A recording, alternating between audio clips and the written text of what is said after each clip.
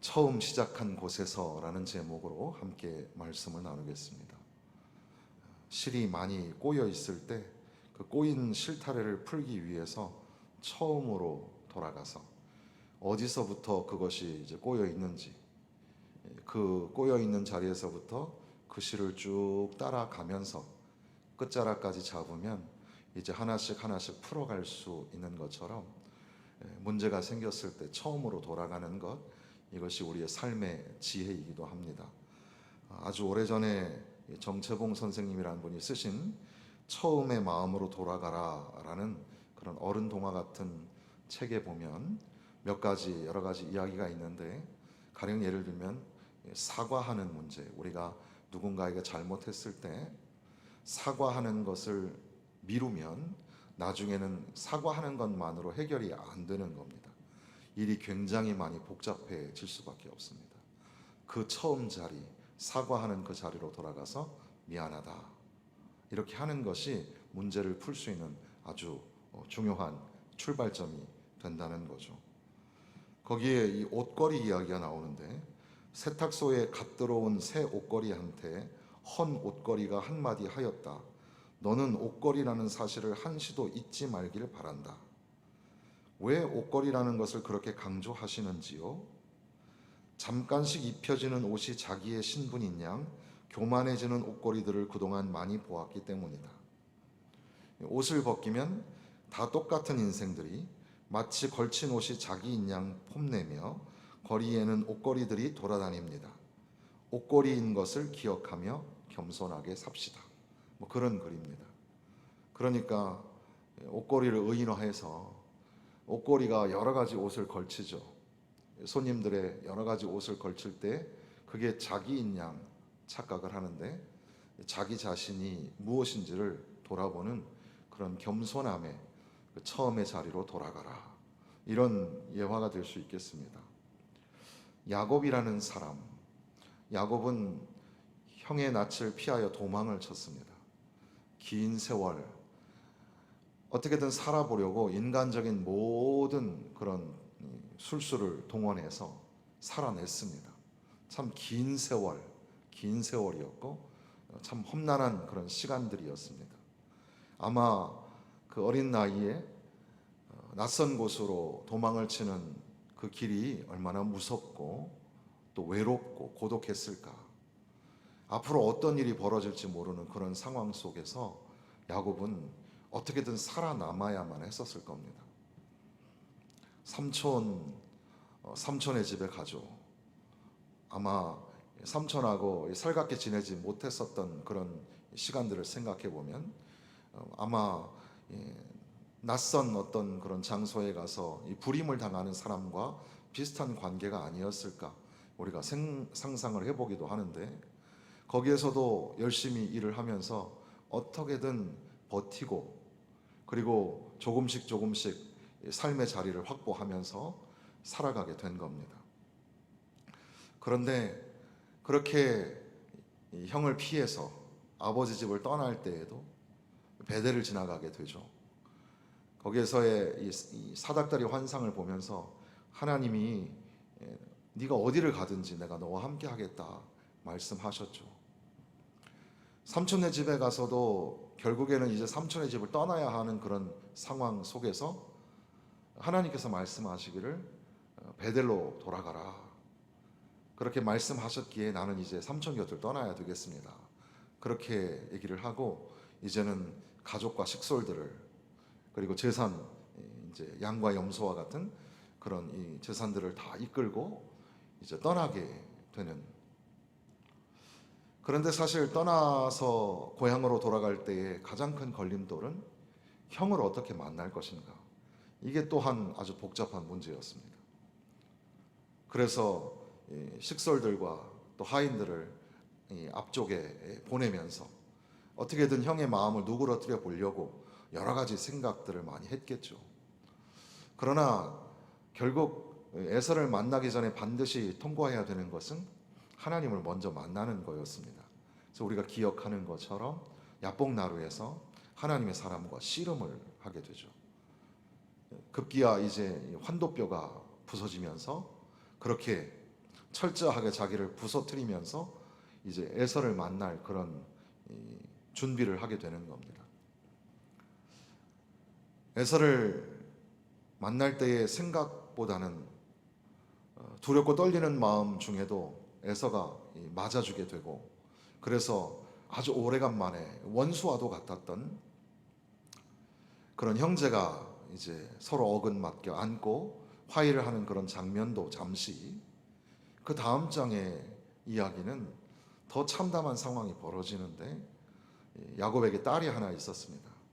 그 딸이 그 지방에 있는 사람들하고 어울려서 이제 강간을 당하게 되고, 그로 인하여 형제들이 이제 화가 났죠. 그래서 결혼이라는 화친 조약을 맺기 위해서는 할례를 받아야 된다 이러면서 이제 그들이 이제 다 할례를 받았을 때에 그것을 이제 이용하여 가지고 시몬과 레위가 칼을 들고 그 세겜 족속의 남자들을 다 이렇게 살육하게 되는 무서운 사건이 벌어지게 됩니다. 그러니까 어떻게든 살아보려고 했던 인생, 자꾸 문제가 생기고, 문제가 생기면 그걸 어떻게든 해결해 보려고 아둥바둥 하던 그런 야곱의 모습, 조금씩 하나님이 나와 함께 계신다는 것을 생각하면서, 그러면서도 어떻게든 인간적으로 살아보려고 이제는 환도뼈까지 부러지고 나이도 이제 많아지고 있는 그런 상황 속에서 엎친 데 덮친 격으로 이런 문제가 생겨서 집으로 가는 길이 왜 그렇게 먼지, 일이 이렇게 꼬여지고 있을 때, 그때에 다시금 이 베델을 생각하게 되는 거죠. 베델은 지금 이 35장의 그 3절에 말씀하시기를 환난 날에 내게 응답하시며, 베델은 하나님의 응답하심, 내가 가는 길에서 나와 함께 하신 베델은 하나님의 동행, 하나님께 내가 거기서 제단을 쌓으려 하노라. 베델은 하나님의 이 만남의 장소, 하나님과의 만남의 장소였는데, 이 베델을 다시 한번 기억하게 되는 거죠. 그래서 야곱이 집으로 돌아가는 삶의 이 복잡하고 험난한 그 모든 여정을 마치고 회복하고, 그리고 이제 이 35장에는 우리가 읽은 것처럼 하나님의 축복을 받는데, 하나님의 축복으로 나아가기 위하여서는 다시 베델로 가야 한다는 사실이죠. 처음 하나님의 은혜를 만났던 곳, 처음 하나님을 대면하고 하나님의 음성을 들었던 곳, 하나님의 약속하심과 또 하나님의 축복을 만났던 곳, 바로 그곳으로 돌아가야 한다는 겁니다. 하나님께서 야곱에게 이르시되 일어나, 쿰이란 말이죠. 일어나 베델로 올라가서 거기 거주하며 형 에서의 낯을 피하여 도망하던 때에 너에게 나타났던 하나님께 거기서 제단을 쌓으라. 그러니까 야곱이 이 험난한 세월을 마무리하면서 더욱더 성숙의 자리로 나아가기 위해서 환난 날에 도우시고 동행하셨던 하나님, 그러나 이제는 모든 것이 하나님의 은혜요, 더 나아가서 하나님의 축복을 풍성하게 누리기 위해서는 반드시 다시 돌아가야 할 장소가 베델이라는 사실입니다. 베델로 올라가서 거기서 제단을 쌓으라, 이렇게 말씀하시는 겁니다. 야곱이 자기 집안 사람들과 자기와 함께한 모든 사람들에게 이방 신상들을 버리고 자신을 정결하게 하고 너희들의 의복을 바꾸어 입으라, 정결하고 거룩하게 하는 그런 변화가 그들 가운데 일어나게 되는 겁니다. 사실 이 디나 사건 때문에, 디나 하몰 사건 때문에 이제 그 지역 족속들이 이 야곱의 이 가족, 야곱의 사람들을 치려고 이제 막 들끓고 일어나고 있는 그런 일촉즉발의 위험한 상황이었습니다. 그때에 전쟁 준비를 하는 것, 어떻게 방어할 것인가, 아니면 어떻게 도망칠 것인가, 뭐 그런 게 중요한 게 아니라 하나님께서는 베델로 올라가라. 거기서 제단을 쌓아라. 야곱은 이제 자기 사람들에게 회개를 촉구하는 거죠. 이방 신상들을 버리고 자신을 정결하게 하고 너희들의 의복을 바꾸어 입으라. 우리의 삶을 돌아보고 새롭게 하라. 우리의 잘못된 것들을 좀 내려놓고 죄 지었던 것들도 내려놓고 새롭게 의복도 바꾸어 입고 3절에 우리가 일어나 베델로 올라가자. 베델로 올라가자. 그래서 사람들이 4절에 보니까 자기 손에 있는 모든 그 이방 신상들, 자기 귀에 있는 귀고리들 그런 것들을 야곱에게 다 주었을 때 야곱이 이제 세겜 근처 상수리 나무의 아래에다가 그것을 이제 묻고 그러니까 이제 과감하게 벗고 버리고 묻는 겁니다. 야곱이 이제 더욱더 온전히 하나님의 은혜를 만나고 하나님의 축복의 자리로 나아가기 위해서는 반드시 통과해야 하는 것이 베델로 올라가는 것이고 베델로 올라가기 위해서 그들은 자기들이 끌고 왔던 이방 신상들 또 그리고 의지했던 그런 이 장신구들 이런 것들을 다 버려야 하는 겁니다. 버리고 묻고 이제 떠나야 하는 겁니다. 5절에 보니까 그들이 떠났으나 이 5절 말씀이 참 신기한 말씀이죠. 그들이 떠났으나 하나님이 그 사면 거울들로 크게 두려워하게 하셨으므로 야곱의 아들들을 추격하는 자가 없었더라. 베델로 올라가자 하시는 하나님의 말씀에 순종하여서 이 야곱의 사람들을 다 바꾸게 하고 버리게 하고 변화시키면서 그렇게 이제 떠나갈 때에 그때에 하나님께서 지켜주셔서 추격하는 자들이 하나도 없게끔 만들어 주신 겁니다. 그리고 그들이 이제 베델에 도착하게 되는 거죠. 그가 거기서 제단을 쌓고 제단을 쌓는 것. 이 베델이라는 것은 하나님이 계신 곳인데 하나님의 집인데 하나님의 집. 엘베델이라고 하는 거 보니까 하나님의 집, 하나님의 집 이런 말이 되겠죠. 하나님이 계시는 집, 하나님이 함께 하시는 곳. 바로 거기에서 하나님 앞에 제단을 쌓았다. 하나님 앞에 예배를 드렸다. 그의 형의 낯을 피할 때 하나님이 거기서 그에게 나타나셨던 예배 가운데 하나님의 임재를 경험했던 바로 그 자리, 그곳으로 돌아가서 거기서 하나님 앞에 제단을 쌓게 되었다는 사실입니다.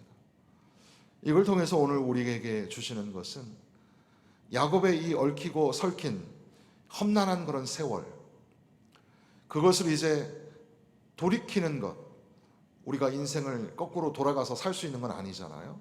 그러나 그럼에도 불구하고 그 모든 복잡한 문제를 풀고 한 걸음 더 나아가고 성숙하고 성장하고 하나님의 은혜와 축복을 받기 위해서는 반드시 베델로 올라가는, 그러니까 하나님이 계신 곳, 하나님의 임재가 있는 곳, 하나님이 함께 하시는 곳, 바로 예배의 자리로 나아가야 한다는 사실입니다. 삶의 문제가 꼬여 있을 때 어디로 돌아가야 합니까? 처음 시작한 곳으로 돌아가야 합니다. 바로 거기는 하나님이 계신 곳, 하나님께 예배하던 그 자리로 돌아가야 한다는 겁니다. 우리도 그렇고 우리 주변의 성도들, 이웃들도 마찬가지입니다.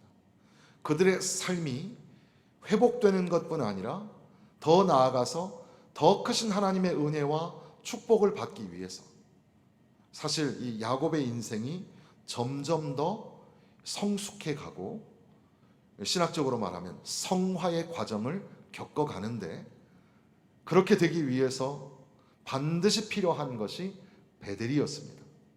베델은 그가 고독하고 외롭고 두렵게 도망치던 그 길에 하나님이 만나주셨던 장소였고 하나님이 약속하시기를 네가 어디로 가든지 내가 너와 함께 하겠다고 하셨던 바로 거기였습니다. 하나님은 항상 그 베델을 기억하게 하셨고 너는 다시 베델로 돌아가야 할 사람이다. 그래서 삼촌의 집에 있으면서도 하나님께서 나에게 말씀하시기를 베델로 가라고 말씀하셨습니다. 그것을 기억하였던, 그리고 이제 하나님의 얼굴을 대면하였던 그 야복나루에서 자기의 환도뼈가 부서지게 되는 그런 이 고통의 과정 속에서도 그것이 끝이 아니라 반드시 하나님을 만났던 그 장소, 바로 그 처음의 예배의 장소로 나아가서 다시금 하나님 앞에 제단을 쌓는 것, 하나님 앞에 예배하는 것, 바로 그것이 처음 시작한 곳으로 돌아가는 것이고, 그것이 바로 야곱의 인생을 바꾸는, 축복의 사람으로 바꾸는 놀라운 전환점이 되는 겁니다.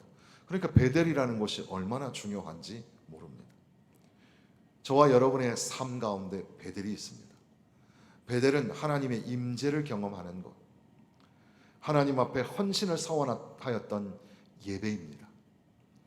여러분의 뜨거웠던 찬양과 기도, 하나님 앞에 내가 주님 전에 왔사오니 나를 받아 주옵소서, 내 삶을 드리고 내 인생을 드리며 하나님 앞에 헌신하였던 바로 그 예배의 자리, 그 예배의 자리로 나가야지만 삶의 문제가 해결이 되고, 꼬이고 얽혔던 그런 문제들에서 이제는 자유함을 얻고 문제가 해결될 뿐 아니라 한 걸음 더 나아가 하나님의 축복으로 나아갑니다.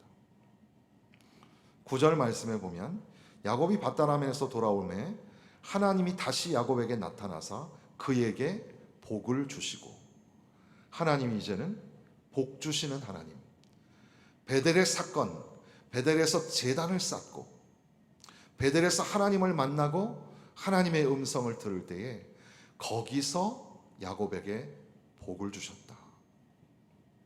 사실 생각해 보면 야곱은 태어날 때부터 형의 발뒤꿈치를 잡고 나오면서 아주 긴장의 연속선상에 서 있던 아주 그런, 어떤 사람들은 야곱을 교활한 사람, 영리한 사람, 속임수에 능한 사람, 뭐 이렇게 표현하기도 하는데, 사실 성경의 관점, 하나님의 관점은 물론 거기에 있지는 않습니다만은 야곱의 모습이 꼭 우리를 닮아서 우리도 어떻게든 우리 힘으로 살아보려고 하는 그런 모습이 야곱에게서 나타나죠.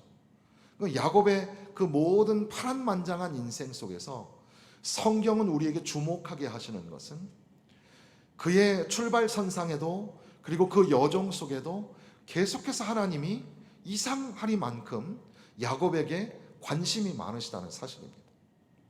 야곱은 하나님 앞에 뭐 잘한 게 없는 것 같은데, 그럼에도 불구하고 하나님은 야곱을 사랑하셔요. 그리고 그 야곱에게 관심이 많으셔서 항상 하나님을 만날 수 있도록 기회를 허락하시고 약속하시고 동행하여 주셨다는 사실이죠. 바로 거기가 베델이었고, 베델은 하나님을 만나는 곳, 하나님께 예배하는 곳, 거기가 바로 인생의 역전, 기회의 장소요, 환난 날에 나와 함께 하시는 하나님, 그리고 나와 동행하시는 하나님, 더 나아가서 은혜를 주시고 이제 이 말씀 속에 복을 주시고 복 주시는 하나님, 베델에서 하나님을 만날 때 야곱은 이제 하나님의 복을 받게 됩니다. 바로 축복의 사람, 우리가 야곱의 축복 이런 말 하는데 축복의 사람이 되는 겁니다. 사랑하는 성도 여러분, 저는 이 말씀을 읽으면서 저와 여러분이 축복의 사람이 되었으면 좋겠습니다. 우리의 인생도 참 인생 보따리 풀어놓으면 참 할 게 많죠. 참 이야기가 많습니다. 그러나 그 이야기를 우리가 다 할 수 없어도 하나 우리가 알 수 있는 것은 하나님이 날 사랑하신다는 것, 하나님이 그때그때마다 나와 함께 하셨고 또다시 오늘 나에게 말씀하시기를 하나님 전에 올라가라, 예배의 자리로 올라가라, 내가 너와 함께 하였고 지금도 함께 하고 앞으로도 너와 함께 할 것이다. 바로 그곳에서 하나님이 야곱에게 복을 주셨던 것처럼 저와 여러분에게도 복을 주시기를 간절히 소망해 봅니다. 적어도 한 세 가지 정도를 우리가 찾아볼 수 있죠. 어떤 복을 주셨는가? 10절에 보면 하나님이 그에게 이르시되 내 이름이 야곱이지만은 내 이름을 다시는 야곱이라 부르지 않겠고 뭐라고요? 이스라엘이라. 이스라엘이 내 이름이 되리라. 그 이름을 이스라엘이라 부르셨다. 물론 야곱의 이름이 이스라엘로 바뀐 것은 그 야복나루, 그 하나님을 만난 거기에서 있었던 사건에 출발합니다. 그런데 그 이름을 다시금 부르시는 하나님, 그러니까 이스라엘의 축복, 야곱이 이스라엘이 되는 이 이스라엘의 축복을 확정하시면서 내가 너에게 축복한다고 약속했는데 이제 내가 너에게 복을 주리라. 너는 야곱이 아니라 이스라엘이라. 그러니까 우리는 역사를 거꾸로 읽기 때문에 이스라엘이라는 나라를 생각하지만 사실은 지금 이 아브라함과 이삭을 지나면서 야곱에 이르러서야 드디어 이스라엘이라는 공동체가 생겨나게 되고, 아브라함의 하나님, 이삭의 하나님은 이제 드디어 야곱의 하나님으로, 더군다나 야곱의 아들들을 통해서 지파를 만들고 나라를 형성하게 되는, 거기에서 왕들이 나타나게 되고 다윗과 솔로몬이 나타나게 되고 그 후손 가운데 예수 그리스도가 탄생하게 하시는 바로 이스라엘의 축복을 받게 되었다는 겁니다. 저와 여러분도 거룩한 하나님의 백성으로, 우리를 통하여, 우리 교회를 통하여, 우리 믿는 자들을 통하여 하나님의 놀라운 역사가 일어나게끔 우리에게, 저와 여러분에게 성도라는 이름을 주시면서 내가 너와 함께 하겠다, 내가 너에게 복을 줄 것이다, 반드시 너에게 복을 줄 것이다 약속하여 주시는 줄로 믿습니다. 그러면서 조금 더 12절에 가서는 내가 아브라함과 이삭에게 준 땅을 내게 주고 내가 내 후손에게도 그 땅을 주리라 하시고, 그러니까 우리가 좀 잘 알아야 될 것은 이스라엘 백성들이 훗날 이제 야곱의 아들 중에 요셉이 있었고, 요셉이 이제 애굽에서 통치자가 될 때에 야곱의 일행도 애굽에 내려가서 살게 되죠. 그리고 긴 시간 동안 거기서 이제 후손이 후손을 낳고 거기에 이제 자리를 잡고 살게 되는데, 그러나 하나님께서 약속하신 시간이 지나고 이제 이스라엘 백성들이 애굽을 떠나서 광야를 지나 가나안 땅으로 돌아가게 되는데, 가나안 땅에는 이미 여러 족속들이 살고 있었지만 사실은 하나님께서 이미 아브라함에게, 이삭에게 약속하셨던 그 땅으로 돌아가는 거죠. 그러니까 이 야곱의 후손들이, 요셉의 후손들이 애굽에서 나와서 광야를 통과하여 가나안 족속들을 물리치면서 그 땅을 무작정 뺏고 정복한 것이 아니라 하나님이 이미 오래전에 아브라함과 이삭에게 약속하셨던 것들을 이제 야곱에게 다시 한번 확정하시면서 내가 내 조부와 내 아버지에게 약속하였던 그 땅을 너에게 주리라, 그리고 내 후손에게도 그 땅을 주리라, 그렇게 약속하여 주시는 겁니다. 오늘 우리에게 이 땅의 약속이 무엇일까? 사실 정확하게 1대1로 대응하기가 참 어렵지만 이 교회가 처음 세워질 때에 참 연약했던, 작았던 교회에서 지금 이렇게 여기까지 커지기까지 하나님은 이 교회의 영역을 넓혀 주셨죠. 그것은 한국 교회가 불과 기독교 역사가 150년밖에 안 되는데, 그런데 그 처음에 참 나라가 얼마나 가난하고 얼마나 어려웠습니까? 그때에 그 땅에 교회들이 세워지고, 지금은 전 세계에서 세계 10대 교회, 세계 10대 교회에 들어가는 교회들이 한국에만 몇 개가 있는 그런 교회가 되게 하기까지. 아니, 교회라는 이 지경 또는 건축물을 의미하는 게 아니라 하나님께서 우리에게 축복하셔서, 그래서 이제 영국에서 신앙을 지키기 위하여 메이플라워를 타고 청교도들이 신대륙 아메리카로 넘어가면서 믿음의 그런 삶을 살기 위하여 고군분투하며 땅을 개척했던 바로 그 프론티어들, 그 아메리카의 개척자들, 그들이 신앙을 가지고 시작했던 그 나라에서 수많은 선교사들이 배출하고 또 그 영국과 미국의 선교사들을 통하여서 대한민국에 이제 교회가 세워지고 학교와 병원이 세워지면서 드디어 이제 대한민국이 전 세계에 이제 가장 많이 선교사를 보내는 나라로, 이 작은 나라가 전 세계를 제패했던 영국과 마찬가지로, 그리고 실제 지금 오늘 이 시대에 전 세계에서 가장 강대국이라고 하는 그런 미국이라는 나라와 대등하게 선교사를 전 세계에 보낼 수 있는 그런 나라로 우리를 세워주신 것, 그것이 하나님께서 우리에게 세우신 지경을, 그 영역을, 그 땅을 넓혀주시는 것이 아닐까. 이 교회를 내가 반드시 지키리라, 이 교회를 내가 반드시 견고하게 세우리라, 그 약속하셨던 말씀을 붙잡고 불철주야 주님 앞에 엎드려 울며 기도했던 사랑하는 장로님들과 권사님들 때문에, 아니 그들의 기도를 들으셨던 하나님 때문에 하나님께서 이 교회를 복주셔서 이렇게 아름다운 교회가 되게 하신 줄로 믿습니다. 그 땅을 내게 주리라. 이것이 정확하게 무슨 말씀인지 우리는 잘 모르지만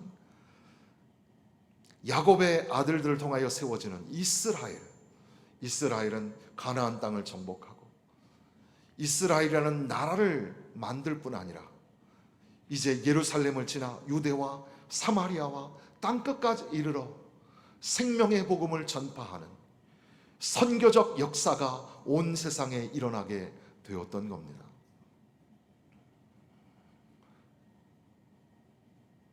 그리고 하나님께서는 야곱이 하나님이 자기와 말씀하시던 곳에 기둥 곧 돌기둥을 세우고 그 위에 전제물을 붓고 또 그 위에 기름을 붓고 하나님이 자기와 말씀하시던 곳의 이름을 베델이라 불렀더라. 다시금 그 장소 베델이라는 곳을 그렇게 기념하게끔 하셨다는 거죠. 이제는 후손들은 이 말씀을 읽을 때마다 우리 조상 야곱이 험악한 세월을 살았지만 그러나 그때마다 하나님이 함께 하셨고 베델로 돌아가기만 하면 베델에 가서 하나님 앞에 제사를 드렸더니 하나님이 야곱을 축복하셨고 야곱의 후손들을 축복하셨고 후손의 후손 그 후손들을 축복하셔서 오늘 우리까지 오게 하셨구나. 그것을 깨닫게 하시는 거죠. 그 말씀의 그 흔적 또는 기원이라고 할까요? 11절에 보면 하나님이 그에게 이르시되 나는 전능한 하나님이라 생육하며 번성하라. 생육하며 번성하라. 이것은 하나님께서 아담을 창조하셨을 때, 하나님이 이 땅에 인간을 처음 만드셨을 때 그 인간에게 말씀하셨던 명령이었습니다. 생육하고 번성하라. 이 땅에 편만하고 충만하라. 하나님께서는 그 사랑하는 인간을 창조하시고 그 인간에게 축복하셨던 그 말씀을 다시 야곱에게 말씀하시면서 생육하고 번성하라. 야곱의 후손들이 점점 더 번성해 가게 됩니다.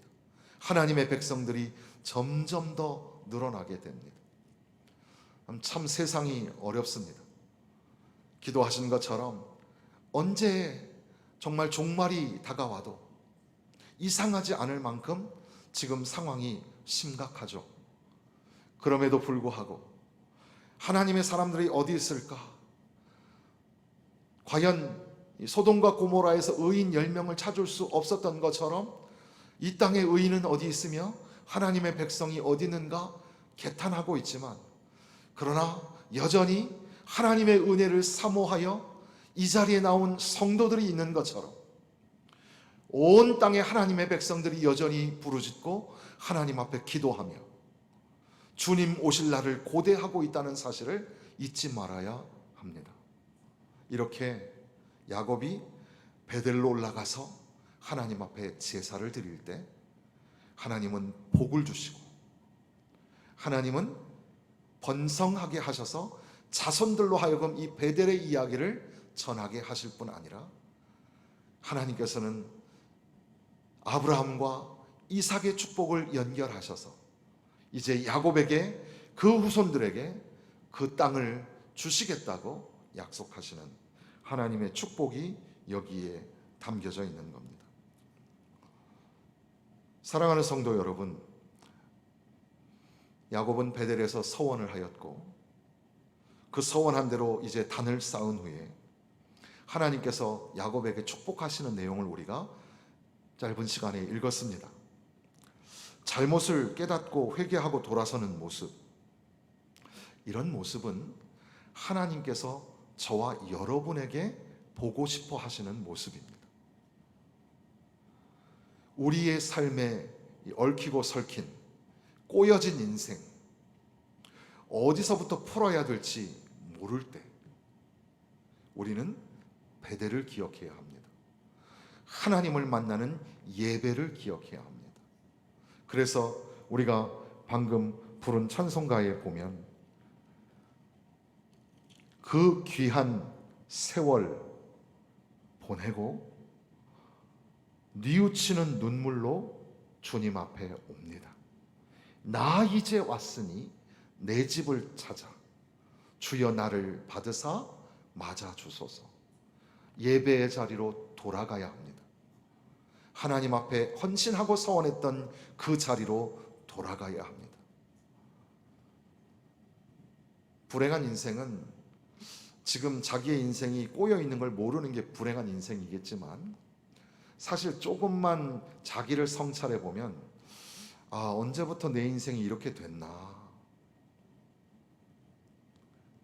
그러나 야곱이 도망칠 때부터 베델이 있었던 것처럼 야곱에게는 항상 은혜의 기회가 있었는데 저와 여러분에게도 항상 그 은혜의 하나님이 동행하여 주셨고 시간마다 기회를 주셨던 겁니다. 그리고 다시금 그 꼬인 인생을 풀고 회복하고 은혜의 자리, 축복의 자리로 나아가게 하기 위해서 다시금 우리에게 베델을 기억하게 하시는 겁니다. 하나님께 나아가고 하나님의 임재 앞에 우리의 삶을 전제로 드리는 그런 예배, 바로 그 예배자의 삶을 회복할 때, 바로 처음 시작한 그곳으로 돌아갈 때 우리의 문제가 해결이 되고 하나님이 주시는 복과 은혜를 누리게 되는 줄로 믿습니다.